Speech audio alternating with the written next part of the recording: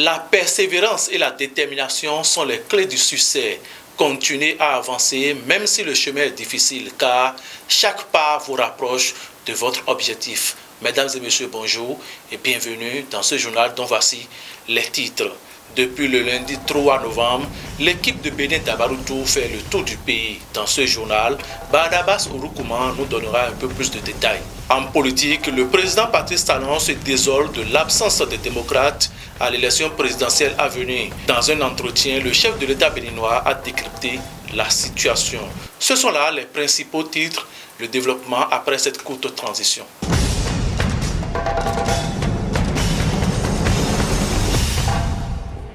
De nouveau, bonjour. Le lundi 3 novembre dernier, la 6e édition de Bénin Dabaroutou a débuté.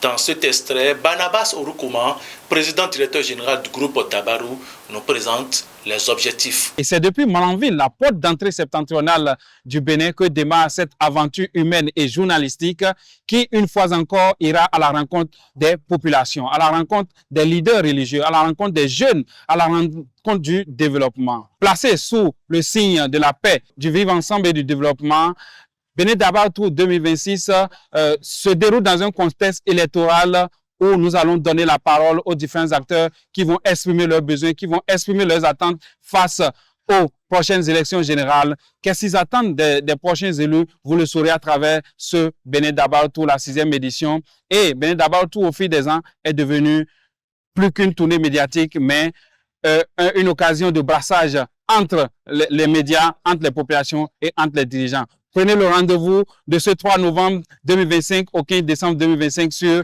tous les canaux digitaux de Dabaroutou et vous ne serez pas déçus. Pour cette première semaine, les villes de Malanville, Karimaman, Kandi, Segbana et bien d'autres ont été parcourues par l'équipe de Bénin Dabaroutou. Les responsables communautaires ont eu l'occasion de s'exprimer sur plusieurs sujets de développement, de sécurité et politique. Parlant de politique, les vagues de démission continuent de secouer le parti de l'opposition, les démocrates. Dans la 8e circonscription électorale, Chabi Baka Nadjib, suppléant de l'honorable Ouroukoubu, a tourné dos au parti de Boniyaï. Invité sur Atu Matin de Canal 3 Bénin, il a exposé ses motivations. Mon titulaire, le député Ouroukoubu, et ils sont un certain nombre qui se disent que nous autres, nous sommes très proches du président Eric et proches du pouvoir. Et c'est eux qui sont restés même à la Sénat pour réfectionner la liste, pendant qu'ils ne sont pas les seuls élus de la 8e. Et ce n'est pas au niveau de la 8e seul. Ils sont un certain nombre au niveau du parti qui dictent leurs lois au sein du parti. Mais nous ne pouvons pas continuer comme ça. On s'est tracé certaines règles. Il y a eu des directives. En tant qu'élu, je dois normalement siéger dans la commission communale de la circonscription pour le choix des candidats, même étant candidat. Mais tout ça a été balayé. Pourquoi? Parce que depuis notre élection, lui et moi, nous n'avions jamais tenu un meeting ensemble. À chaque fois, si vous me voyez sur le terrain, soit je suis seul, soit je suis avec la circonscription électorale. Alors que nous sommes les deux élus de la commune de Tchaourou. C'est inadmissible. Pourquoi? Parce qu'ils n'ont pas digéré du fait que je sois sur la liste, que j'ai été sur la liste à cause du président Eric, et du fait que je sois un proche du pouvoir. Et mieux, au niveau des départements, ceux qui avaient été choisis, arrivés à Cotonou, on les a changés. René Bagoulou n'était pas le choix, c'était le député Souno Bouquet qui était choisi. Arrivé ici, on l'a changé. Dans le Borgou, c'est Daniel Sarek Pera qui a été choisi. Arrivé, on l'a changé ici par le maître, par le neveu du président Yaïboni, qui est mon titulaire, Ouroukoubu. C'est ça là, mais vous pensez que quand vous faites certaines choses là, les autres vous regardent. Le mardi 4 novembre dernier, le chef de l'État béninois était face au peuple dans un entretien où beaucoup de révélations ont été faites. Dans cet extrait, Patrice Talon évoque l'absence des démocrates à la présidentielle de 2026. Tout le monde est en train de signer des accords de gouvernance et parlementaire. Mais les démocrates ont refusé. Le président Yaïboni a refusé que les démocrates signent un quelconque accord avec qui que ce soit, y compris la FCBE. FCBE est une partie d'opposition, même modérée.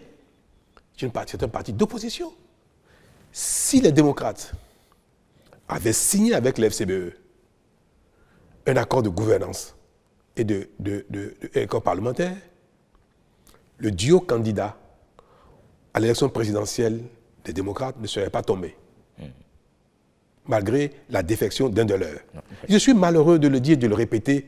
Je suis malheureux que les démocrates n'aient pas l'élection présidentielle. Ils avaient la possibilité de le faire. Ils pouvaient signer un accord avec l'FCBE. Et moi, j'ai demandé même à l'UP et au BR de rester disposés à signer avec les démocrates un partenariat ou un accord de gouvernance.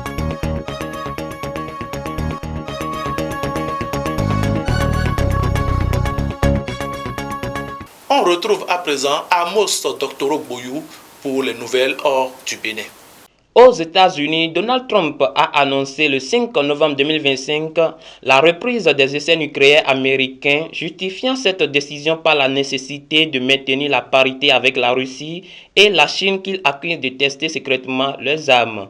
Vladimir Poutine a répondu qu'il riposterait de manière proportionnée si les États-Unis passaient à l'acte, ravivant les craintes d'une nouvelle course aux armements nucléaires après plus de 30 ans de moratoire.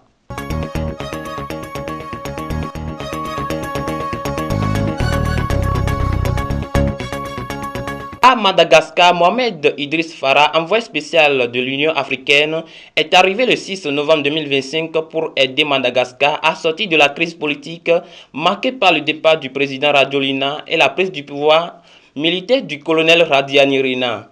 Sa mission consiste à faciliter le dialogue entre toutes les parties après la suppression du pays par l'Union africaine le 15 octobre 2025 pour prise de pouvoir anticonstitutionnelle.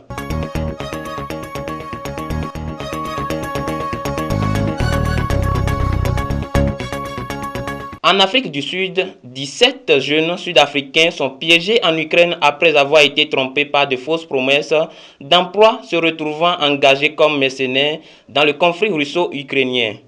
Le président Ramaphosa a ordonné une enquête et des efforts diplomatiques pour leur rapatriement. Cette situation illustre la vulnérabilité des jeunes chômeurs au réseau de trafic humain.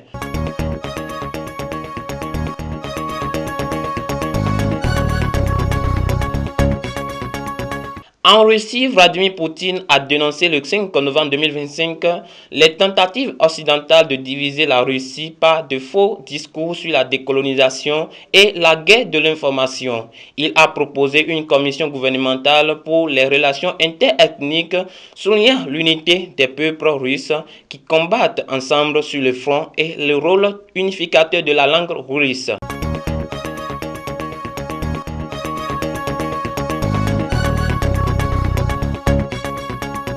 En Espagne, pour terminer, l'université de Navarre recrute 10 000 volontaires, hommes de 50 à 70 ans et femmes de 55 à 75 ans, pour une étude de 4 ans sur les effets du vin rouge modéré sur la santé. Les participants seront divisés en groupes abstinents et groupes consommateurs modérés pour évaluer l'impact sur la santé cardiovasculaire, le cancer et le bien-être psychologique.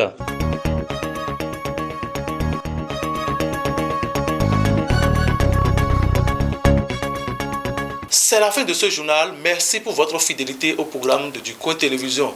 Agréable week-end à chacun et à tous.